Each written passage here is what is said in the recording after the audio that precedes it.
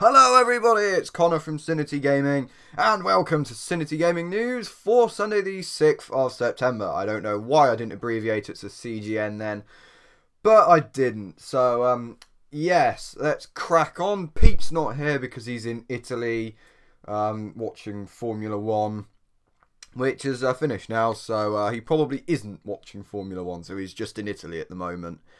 But, yeah, I'll carry on and I'll have to do his duties for him as usual. This is becoming such a regular occurrence now. It's pretty much my regular duty anyway. So, yeah, let's crack on with the game releases. So, on Tuesday the 8th, we've got Tearaway Unfolded coming out on the PS4 and Armicrog coming out on the PC, Mac and Linux. On Wednesday the 9th, we've got Castle Crashers Remastered. That one, I think, looks pretty good. That's coming out on Xbox One and Xbox 360. And Lovers in a Dangerous Space-Time coming out on Xbox One, PC, Mac and Linux. I don't know what that is. But, well, actually, I don't really know what to say. Lovers in a Dangerous Space-Time. Is it like a space romance game or something? A romantic sci-fi? I don't know. Thursday the 10th, we've got Cross of the Dutchman. That's coming out on the PC, Mac and Linux. And on Friday the 11th, probably the biggest release of the week, Super Mario Maker on the Wii U. Yes, that I think is the biggest release of the week. That's it for the game releases this week. We've just come into the start of September, so it's starting off steady, and it'll gradually get more and more, so it's sort of like the calm before the storm. So there's not so many at the moment, and then like in the next 2 or 3 weeks we'll have loads of games, because like next week and that we've got like Forza Motorsport 6 coming out and a few other big ones the following weeks as well. So yeah, we've got quite a good few months of games, I would say, so quite a lot to look forward to. Let's move on to the news now. So, the news. First of all, Batman Arkham Knight PC patch. I'm sure most of you have heard about the disastrous launch on PC of Batman Arkham Knight. So, anyway, I will read what I've written. This year's launch of Batman Arkham Knight on PC was not a smooth one. However, a much needed patch was recently released to help fix and improve the game.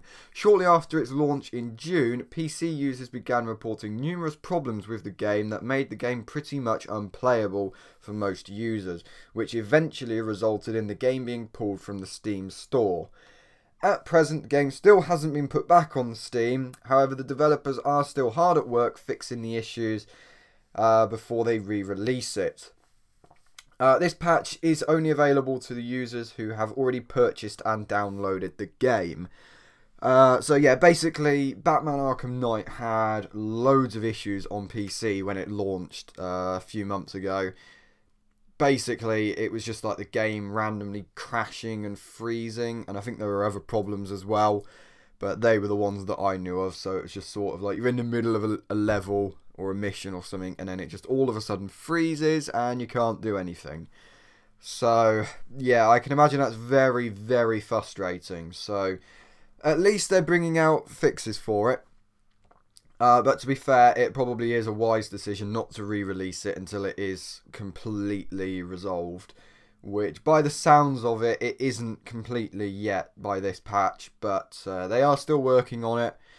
So, my advice, if you have a Xbox One or a PS4, get it on those. Because that way you can enjoy it and there's no problems with those versions. So yeah, moving on, we've got Xbox One Elite bundle has been announced. So yeah, that's kind of cool. It's not, I don't think, much like the Xbox 360 Elite. I suppose it could be, but yeah.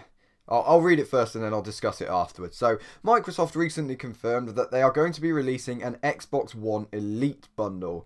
The bundle itself will launch in November, and it will come with the all-new Elite controller, which we saw and was revealed at E3 this year, and an Xbox One console with a 1TB hybrid drive instead of the standard hard drive. So for those of you who don't know, a hybrid drive is a combination between a standard hard drive or HDD and a solid state drive, also known as an SSD. The hybrid drive is designed to prioritize files that are commonly used and move those over to the SSD portion of the drive, meaning that the games you play the most will be stored in the SSD portion of the drive, which will help improve loading times.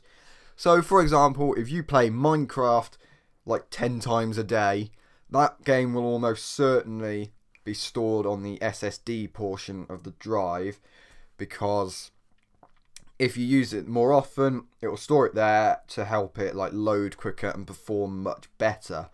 So that's pretty good actually. Well done Microsoft for doing that. I mean, it's not fully SSD technology yet. I don't think there is a games console that's had like a proper SSD built into it, mainly because they're so expensive. You can get them with quite a bit of storage now. It is just the price. They are ridiculously expensive. If you're after like a 128 gigabyte one, you're probably looking at about 100 quid, maybe just a bit less than that. So yeah, they're not cheap. Anyway, where did I get to? Aside from the hybrid drive, the Xbox One console itself is no different in hardware or appearance to the standard Xbox One. The bundle is expected to cost £399 and is due to be launched in the UK on the 6th of November 2015. Now, to my knowledge, I'm not aware that this bundle is coming with the Kinect sensor, despite it's like the Elite bundle, which you'd think would come with everything. I don't think it is coming with Kinect. Again, I think that's like an option that you can choose whether you want to buy it separately. Because obviously there were a lot of people that complained on like day one that they didn't want their Xbox One to come with Kinect. Mine's got Kinect, but I never use it. It's been sat in my drawer for about 6 months or so now. So yeah, I used to use it for voice commands at first, but I stopped even using it for that. So yeah. Anyway, talking about the Xbox One Elite, it doesn't look any different to the like standard Xbox One. Which is sort of like comparing, or brings me on to comparing it to the Xbox 360 Elite, because that was quite different to the to this one. The Xbox 360 Elite, for starters, came in a different colour, and also it came with like a hard drive and a lot more storage, and I think it also came with a few extra things as well inside the box. I didn't have one of the original 360, so I don't know, but I think it came with like a few Xbox Live things that the arcade and that didn't come with. I'm not 100% sure, don't quote me on that, because I didn't have an original Xbox 360. I only joined the Xbox clan or Xbox band or whatever it is in 2010. So yeah, I got the Slim, which is pretty good. But again, even like they had the Slim Elite, which is the one that I've got, and sort of the Slim Arcade, and they were they looked different. They were the same colour, but the Elite is sort of a glossy finish, whereas the arcade, well, like cheaper version or 4 gig version is matte.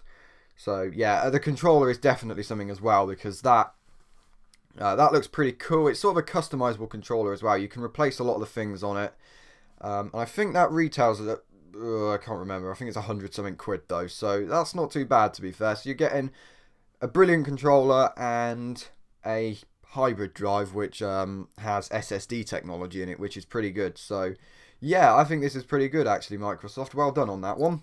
Anyway, moving on. Last but not least, I'm sure everybody knew this was coming at some point. Nuketown is to make a return in Black Ops 3.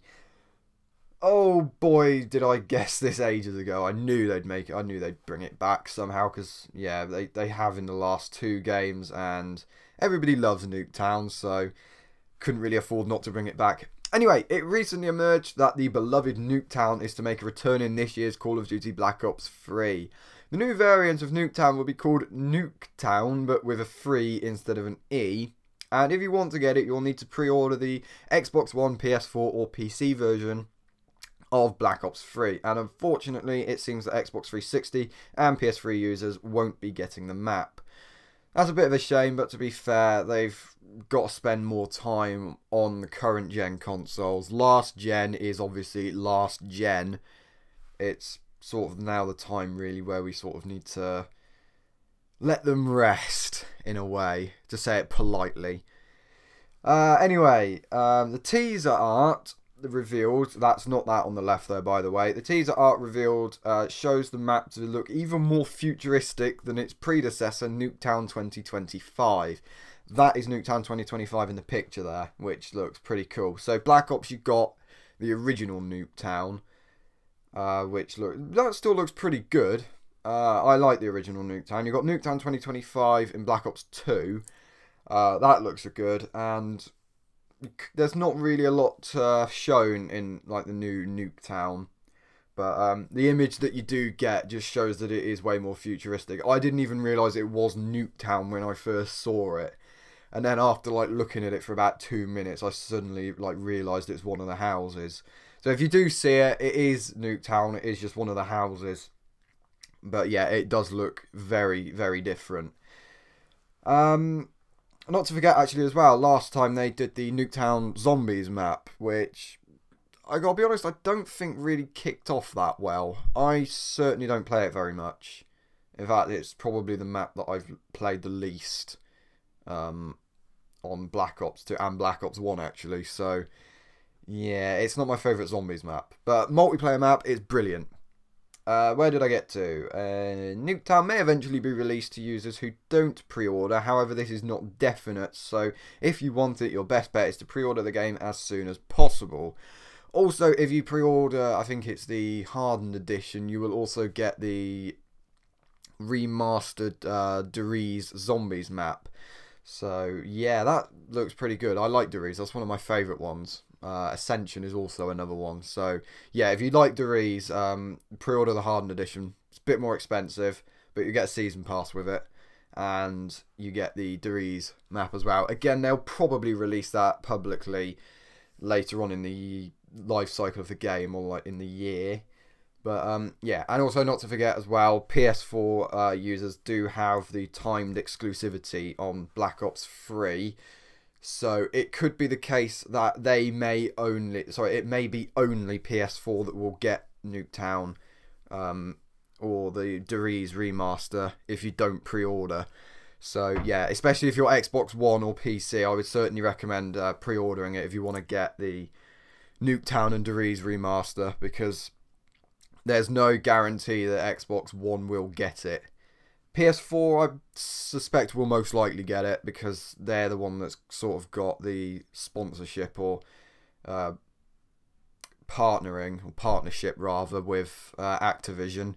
So yeah, they'll almost certainly get it. But yeah, that's it for CGN this week. That was a bit of an abrupt ending. I do apologise. Didn't ease it off very slowly. But yeah, so that's CGN for Sunday the 6th of September. I can't believe we're in September already. This year has flown past. I know I say that at the start of every month, but it really has flown by. So yeah, thank you very much for watching. Go and enjoy your evenings, and remember to pre-order Black Ops 3 if you want Nuketown and the Deriz remaster. Goodbye.